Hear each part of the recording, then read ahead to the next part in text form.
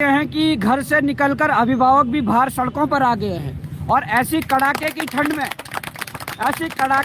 में अभिभावक धरने को समर्थन देने यहाँ रात को रुकने आए हैं। अब आप देख सकते हो और मैं उन युवाओं को, मैं उन अभिभावकों को ये कहना चाहता हूँ जो ये वीडियो देखेंगे, जो ये वीडियो देख रहे हैं, कि आप लोग भी अब कल देहरादून में आप अपने कमरे से बाहर निकले, अपने घर से बाहर निकले, क्योंकि इस तानाशाही जो सरकार है उसके खिलाफ लड़ाई लड़ने के लिए, उसके खिलाफ जंग लड़ने के लिए हमको बाहर आना पड़ेगा। क्योंकि आपने देखा होगा, आप आज बड़ी संख्या में आए थे और उसके बाद आप देख सकते हैं कि बड़ी संख्या में आने के बाद सरकार इतनी गहरी निंद्रा में है, सरकार इतनी गहरी निंद्रा में है कि आज बात नहीं सुनी गई। और बात क्या है, हमने कोई कोहिनूर नहीं मांगा है सरकार से, हमने कोई सरकार की संपत्ति नहीं मांगी है। यहाँ का युवा चाहता कि एक पारदर्शी सिस्टम लागू हो, उस पारदर्शी सिस्टम से हमारे इन युवाओं की परीक्षाएं संपन्न हो, वो हमारी डिमांड थी। और हम तो धन्य हो गए कि अभिभावक खुद घर से निकलकर ऐसी कड़ाके की ठंड में आंदोलन को समर्थन देने और रात को धरने में आने के लिए सभी का स्वागत।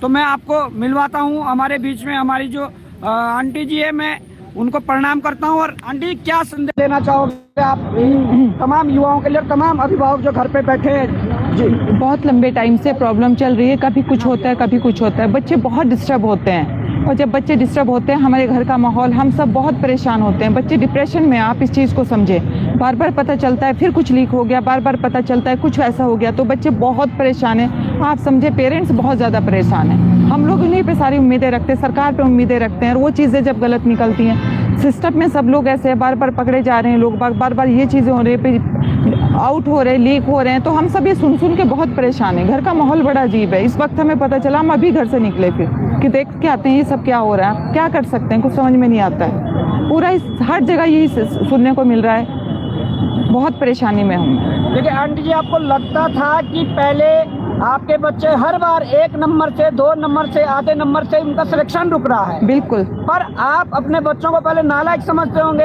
पर जब अब पता लगा कि वो कारण क्या था कि आधे नंबर, 1 नंबर से हर बार बच्चे रुक रहे, कि सरकारें तो पेपर बेचने में लगी है, यहाँ के आयोग पेपर बेचने में लगे हैं, तो आप क्या कहना चाहोगे इस बारे में? लास्ट ईयर भी मेरी बेटी समीक्षा अधिकारी में सिलेक्ट हुई थी, उसके साथ फिर एक प्रॉब्लम हुई थी।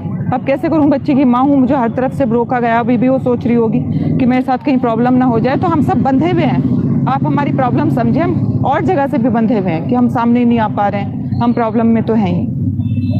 देखिए, बहुत बहुत धन्यवाद आपका।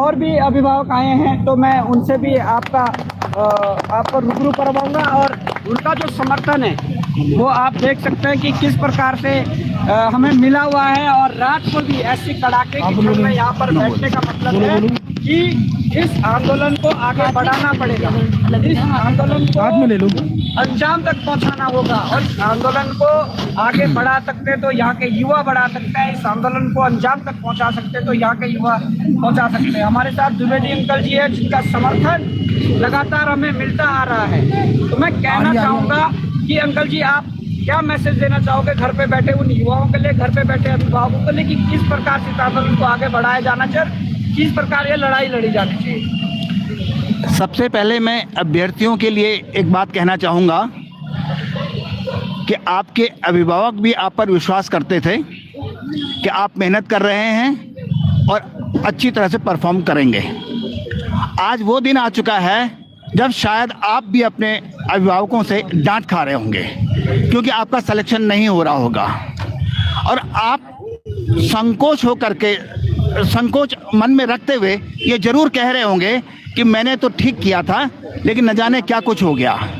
अखबारों के, अदर मीडिया के माध्यम से भी आपके पेरेंट्स इस बात को समझ रहे होंगे कि सरकार द्वारा तैयार की गई एजेंसीज, जिन्हें स्वच्छ तरीके से परीक्षाएं लेनी थी और उनके परीक्षा परिणाम घोषित करने थे, वे सब अपने जिम्मेदारियों में फेल हो गए हैं। बच्चों, इस सब कुछ के बावजूद आप अपने कमरों में बैठे हैं।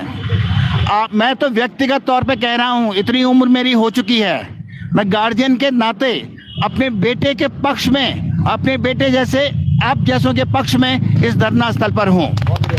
रात भर रहूँगा, जब तक आंदोलन रहेगा तब तक यहाँ रहूँगा। लेकिन आप लोग अपना मौका छोड़ रहे हैं। आपको सौभाग्य है कि आपको एक नेतृत्व मिला है। उत्तराखंड बेरोजगार संगठन जो इतने दिनों से बहुत अच्छे तरीके से काम कर रहा है, जो इन्वेस्टिगेटिंग एजेंसीज को काम करना चाहिए था, वो बॉबी पवार के नेतृत्व में बेरोजगार संगठन काम कर रहा है।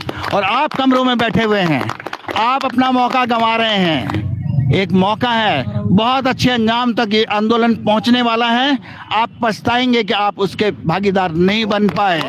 आप अपने साथ में चूड़ी पहनो हाथ में। आप अपने कमरों से निकलिए, थोड़ी थोड़ी देर के लिए आंदोलन स्तर पर जरूर आइए। हजारों छात्र यहाँ पर मौजूद हैं, लेकिन कमरों में कैद हैं। क्यों डरते हैं आप खुद आइए, अपने पेरेंट्स को भी जरूर कहिए कि डर किसी बात का नहीं है। उत्तराखंड बदल रहा है, एक नया संगठन खड़ा हो गया है, उन्हें अपनी जान की फिक्र नहीं है और आप सिर्फ यहाँ पर आने में डर रहे हैं। उस व्यक्ति का सोचिए जिसके ऊपर धमकियां हैं।